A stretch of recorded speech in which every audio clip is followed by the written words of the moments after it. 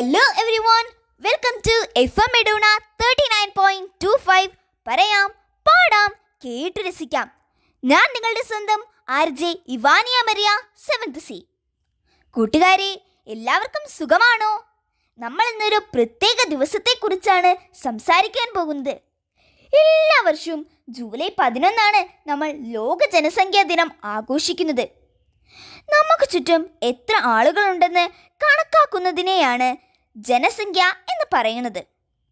നമ്മുടെ രാജ്യത്ത്, നമ്മുടെ വീട്ടിൽ, നമ്മുടെ സ്കൂളിൽ, നമ്മുടെ നാട്ടിൽ ഇങ്ങനെ എത്ര ആളുകളുണ്ടെന്ന് നോക്കുന്നതാണ് ജനസംഖ്യ. ഒരുപാട് ആളുകൾ ഒരുമിച്ച് ജീവിക്കുമ്പോൾ ചില കാര്യങ്ങൾ ശ്രദ്ധിക്കണം.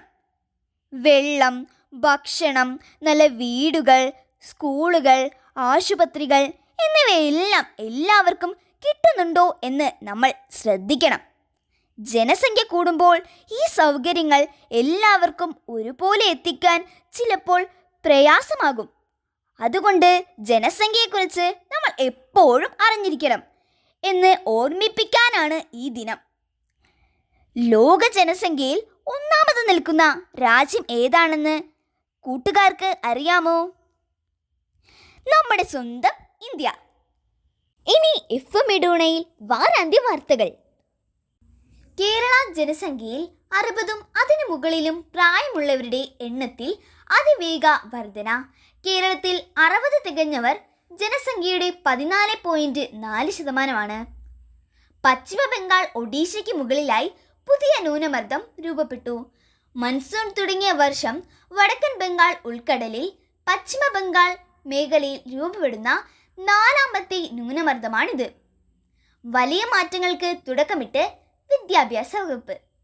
തോൽവിയില്ലാത്ത ക്ലാസ് കയറ്റം എന്ന രീതിയിൽ മാറ്റം വരുത്തി 5 മുതൽ 9 വരെയുള്ള ക്ലാസുകളിൽ സബ്ജക്റ്റ് മിനിമം നടപ്പിലാക്കുമെന്ന് വിദ്യാഭ്യാസ മന്ത്രി വി ശിവൻകുട്ടി അറിയിച്ചു. വിദ്യാർത്ഥികൾക്കിടയിൽ ലഹരി ഉൽപ്പന്നം തടയുന്നതിനുള്ള കർശന നടപടിക്ക് ഊന്നൽ നൽകി ഈ അധ്യയന വർഷത്തെ അക്കാദമിക് കലണ്ടർ പുറത്തിറക്കി. നവി മുംബൈ രാജ്യാന്തര വിമാനത്താവളത്തിൻ്റെ ഉദ്ഘാടനം ആഗസ്റ്റിൽ നിന്ന് സെപ്റ്റംബർ 17 മാറ്റി. പ്രധാനമന്ത്രി നരേന്ദ്രമോദിയുടെ ജന്മദിനത്തിൽ അദ്ദേഹം തന്നെയായിരിക്കും ഉദ്ഘാടനം. അർദ്ധവാർഷിക പരീക്ഷകൾ ഡിസംബർ 11 മുതൽ 18 വരെ നടക്കും.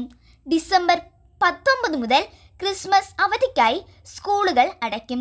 അവധി കഴിഞ്ഞ് ഡിസംബർ 29 സ്കൂളുകൾ വീണ്ടും തുറക്കും.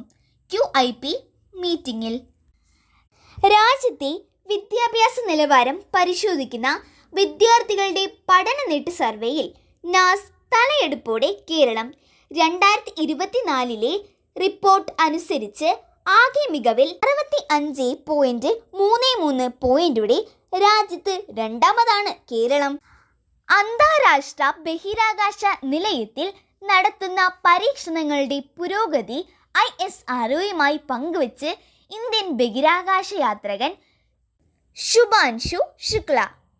തിരുവനന്തപുരം നഗരത്തിൽ ഹിറ്റായ നഗരക്കാഴ്ചകൾ ഡബിൾ ഡെക്കർ ബസ് ഇനി കൊച്ചിയിലും.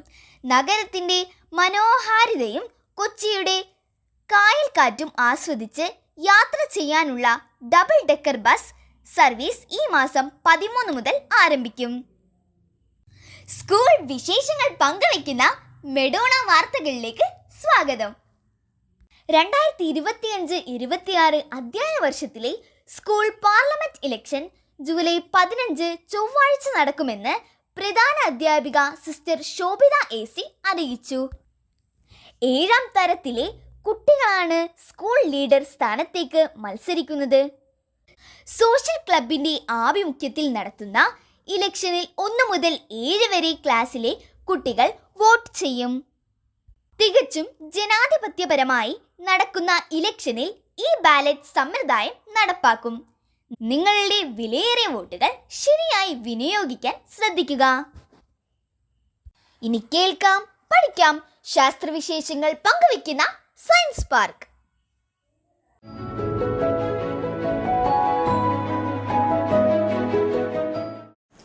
കൂട്ടുകാരെ, നിങ്ങൾക്കറിയാമോ, ദൂരെ കാണുന്ന ഓരോ നക്ഷത്രങ്ങളും യഥാർത്ഥത്തിൽ വലിയ സൂര്യന്മാരാണ്.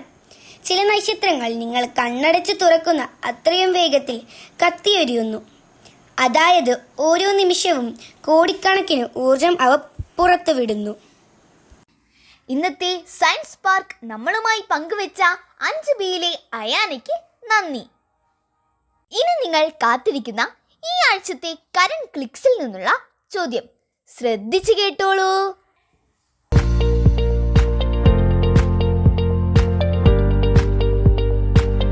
യൂത്ത് ഏകദിന മത്സരങ്ങളിൽ ഏറ്റവും വേഗതയേറിയ സെഞ്ചുറി നേടിയ 14 വയസ്സുള്ള ഇന്ത്യൻ ക്രിക്കറ്റ് താരത്തിന്റെ പേര്.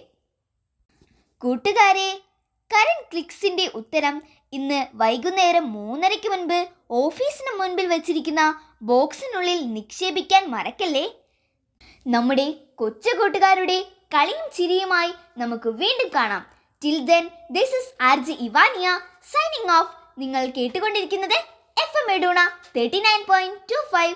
പറയാം, പാടാം, കേട്ടു രസിക്കാം.